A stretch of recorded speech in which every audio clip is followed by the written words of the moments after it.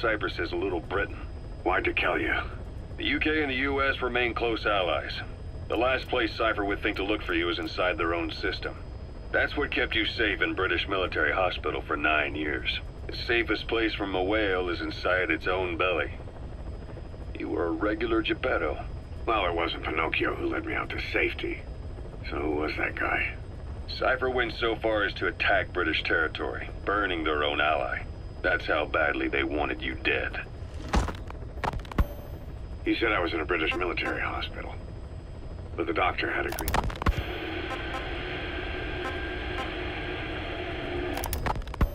Miller told me about what happened in the Caribbean 9 years ago. You do remember Miller. You'd formed a private army with him. An army with no allegiance to a nation. I remember, but... I see. You're not sure what's fact and what's a fantasy caused by the coma. It's still all a mess, huh? All I can do is tell you the facts as they were told to me. I've gone easy on you up until now, but this is where the hard stuff begins. 1974, the year before you entered your coma. You were in Colombia, operating with a small unit of men, basically mercenaries. Miller was among them. Miller was trying to find a way to turn his and your talents into a line of work. He was looking to start a business where you would fight on behalf of others around the world, those who needed military force. But the reality was, at that time, you didn't have enough gear to equip your own men. Then Miller came across this client. It was a huge job he was offering, but you had a shot at pulling it off. You accepted it and headed into Costa Rica. The client even threw in an offshore facility in the Caribbean. The mother base, that would be your new base of operations. Miller sure did have a head for business. As your mission went on, your unit grew and grew. More weapons, more money. Before you knew it, you were commanding 300 men. As the organization got bigger, your military powers swelled to match. It got so the international community couldn't afford to ignore you. You were just too damn successful for your own good. You, your men, had worn out your welcome. Everyone was out for you. East, West, First World, Third. It was only a matter of time before someone took you down. And that was XOF. Officially, they're an anti-terror unit under the CIA. In reality, they're Cypher's private strike force. They lured you to Cuba using Chico, the Nicaraguan revolutionary kid, and Paz, a mole who worked for Cypher as bait. While you were gone, XOF, posing as a nuclear inspection team, stormed Mother Base. At the same time, C4 they placed on the strut legs went off. The whole thing went down in minutes. XOF. Kisses and hugs followed by a big F.U. All because of Miller's blind spot. A back door into Mother Base no one suspected. You remember a certain scientist. Huey was responsible for bringing the inspection team on board, giving the enemy a perfect opportunity to hit you at home. You were returning from Cuba when it happened. Mother Base came damn close to taking you with it into the Caribbean. Those of your men out on assignment returned right away. They refused to believe the wreckage in the water they found was Mother Base. But they checked the coordinates again and again, until reality finally settled in. You were supposed to die that day. That was XOF's primary objective. As far as most folks know, you did. The first doctor to see you wasn't even sure what he was looking at. Before they'd even finished operating, your men moved you to that hospital in Cyprus. It was a woman named Eva who arranged that. Rings a bell, huh? Most men in your condition would have been written off right from the start. But you survived. You went straight down to hell, and they pulled you out. Your eye wide open. Full of venom. The days of Naked Snake are long gone. Welcome back, Venom Snake. This world still needs you. Here, Snake, try this on. A prosthetic arm. Yeah, Miller was calling it the arm that wasn't there. The physiotherapy's going well. Your arm's bulked up enough for it to fit. There. Perfect. A little time with it, and it'll work better than the real thing. What do you think? I can still feel my real arm. Well, you better get used to this one quick. You have any pain? Every now and then.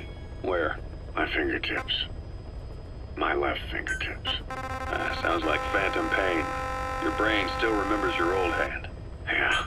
What about your vision? Can you see okay? Yeah, at the moment. Now, the shrapnel in your skull is pressing on your optic nerve. I'm told any hard impact could have an effect on your visual cortex. Yeah. The doctor mentioned that. Your brain might process visual information incorrectly. In other words, you could have hallucinations. You might see things that aren't there, or not see things as they really are. You experience any of that? I think so. When? Right after I wake up. Colors look faded. Colors, huh? Well, that's not a major concern in and of itself, but it could mean the difference between life and death in the field. You'll need to watch out for that. I will. All right. You should continue your physio. We'll be arriving soon. It's the last chance you'll get.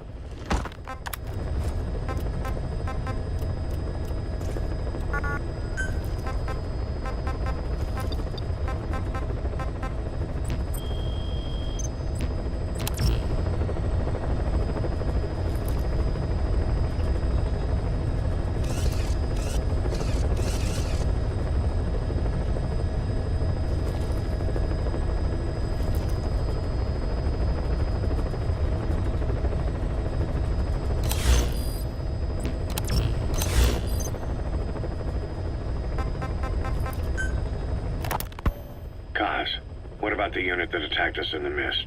You knew something about them. That wasn't my first run-in with them. It happened right before I was captured by the Soviets. We were on the Zero line that day, the Afghan side, on our way back from training the Mujahideen at a mountain camp in Kunar province. There's a lot of that work in Afghanistan. Most PFs shy away from it because it draws too much attention. But for us, that was the whole point. The job itself went great. We just had to make it back to a tribal area in Pakistan. But all of a sudden, visibility got real bad. It was no sandstorm. Our point man gave this strange report. He said he could see skulls in the mist. Skulls? The next moment, he went silent. We scrambled and...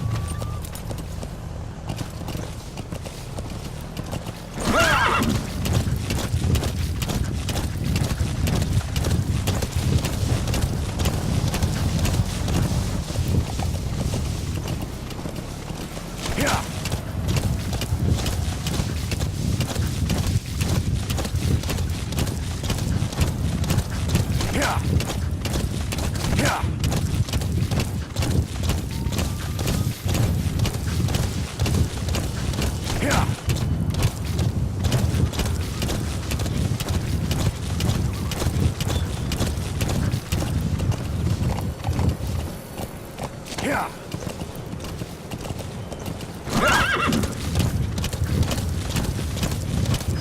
Yeah. Yeah.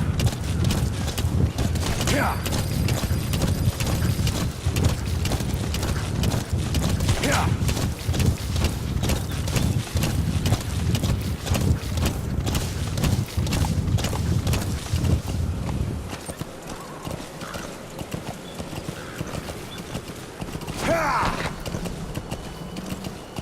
Yeah. Yeah. Yeah.